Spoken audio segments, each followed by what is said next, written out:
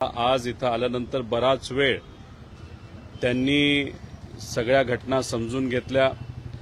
जी काय माहिती मी घेऊन गेलो होतो ती पूर्ण माहिती त्यांनी समजून घेतली आणि ती माहिती समजून घेतल्यानंतर बोलत असताना त्यांनी सांगितलं की महत्त्वाचा विषय आणि सगळ्यात महत्त्वाचा प्रश्न एवढाच आहे की FIR पोलिसांनी का नाही घेतला। त्यांचा अभ्यास चांगला असल्यामुळे त्यांनी मला 2 दाखले दिले सुप्रीम कोर्टाचे, ज्याच्यामध्ये ॲक्सिडेंटल डेथ रिपोर्ट झाला असला तरी FIR घेता येतो, तो नागरिकांचा हक्क आहे। आणि एक दुसरा दाखला ज्याच्यामध्ये काही झालं तरी FIR घ्यावाच लागतो पोलिसांचा, हा दुसरा दाखला त्यांनी तिथं दिला होता। त्यामुळे त्यांनी एकच प्रश्न केला की या महाराष्ट्रामध्ये एका व्यक्तीचा, एका मोठ्या नेत्याचा, महाराष्ट्राच्या देशाचा नागरिकाचा जर FIRच होत नसेल तर ही अतिशय दुर्दैवी गोष्ट आहे। त्या बाबतीत ते काय भूमिका घेतील, कसं घेतील हे आपल्याला येत्या काळामध्ये त्या ठिकाणी कळेलच। पण त्यांनी सांगितलं की दादांना मी ओळखत होतो, जवळून आम्ही काम केलेलं आहे, जेव्हा केव्हा भेटायचो आम्ही तेव्हा बोलायचो। दादा असले काय नाही तर कुणी असलं काय, पण मराठी माणसाला जर न्याय मिळत नसेल तर त्यासाठी जे काय करावं लागेल ते मी आमच्या लेवलला त्या ठिकाणी करू, एवढं त्यांना सांगितल्यानंतर आता विधिमंडळामध्ये तिथं काही आमच्या बैठका आहेत, काही लोकांनी मला वेळ दिलेली, तिथं जाऊन त्यांच्याशी मी चर्चा करणार आहे।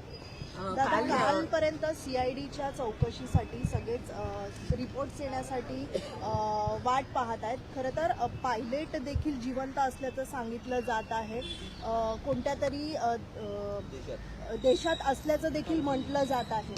नाही बघा, जे कुठले पायलट ते विमान चालवत होते ते जिवंत आहेत असं समजून चालणार नाही। जे आधी पायलट त्यांची नियुक्ती झाली होती त्यांचं नंतर ते कॅन्सल झालं, ते आधीचे पायलट त्या ठिकाणी आहेत, त्यामुळे तो विषय तिथं राहत नाही। त्यामुळे त्या विमानामध्ये जे कोणी 5 जण होते त्याच्यामध्ये दादा होते, त्यानंतर अटेंडंट माळीताई होत्या, जाधव नावाचे जे सिक्युरिटी होते, पाठक नावाच्या को पायलट आणि कपूर नावाचे मेन पायलट, हे 5च्या 5 व्यक्ती दुर्दैवाने आज आपल्यामध्ये तिथं नाही। त्यामुळे कुणी जर सांगत असेल की ही व्यक्ती जिवंत आहे, ती व्यक्ती जिवंत, असं कुठंच काय नाही। ऍक्सिडेंट झाला का घातपात झाला याच्याबद्दलची माहिती आपल्याला त्या ठिकाणी घ्यायची आणि त्यासाठी आपण सर्वजण प्रयत्न करतोय। एक तर FIR या महाराष्ट्रामध्ये घेतलाच जात नाही, हे खरं तर दुर्दैवी गोष्ट आहे। FIR हा देणं आणि देणं हा आमचा अधिकार आहे आणि त्यांनी तो घेणं ही त्यांची ड्युटी आहे। आणि महाराष्ट्रामध्ये अशी एक गोष्ट होत असेल तर हे फार चुकीची आहे। आणि आज राज ठाकरे साहेबांना भेटत असताना योगायोग आज मराठी दिवस त्या ठिकाणी आहे, त्यामुळे मराठी माणसासाठी राज ठाकरे साहेब आजपर्यंत लढत आलेले आहेत आणि मग आज दादांचा मुद्दा घेऊन क्या आपको पता है सिर्फ 5 मिनट की प्रार्थना आपके दिन को पूरा बदल सकती है। या विषयाला न्याय मिळाला पाहिजे। इतरही पक्ष, नेते, सामान्य लोक, महाराष्ट्राची जनता दादांना न्याय देण्यासाठी प्रयत्न करतच आहेत, पण तुम्ही सुद्धा पाठिंबा ताकद द्यावी अशी विनंती त्यांनी केली। आणि त्यांनी मला सांगितलं विचारायचं कारण नाही, मी नक्कीच दादांबरोबर त्या ठिकाणी असणारे, न्याय कसा मिळेल यासाठी मी प्रयत्न करेन। दाखले त्यांनी दिलेले होते, या दाखल्यांचा उपयोग तुम्ही कशा पद्धतीने करणार, पुन्हा एकदा FIR साठी तुम्ही पोलीस स्टेशन गाठणार आहे? नाही, एकतर काय आहे की माझ्यावर टीका काही सत्तेतले लोक आणि नेते तिथं करतात।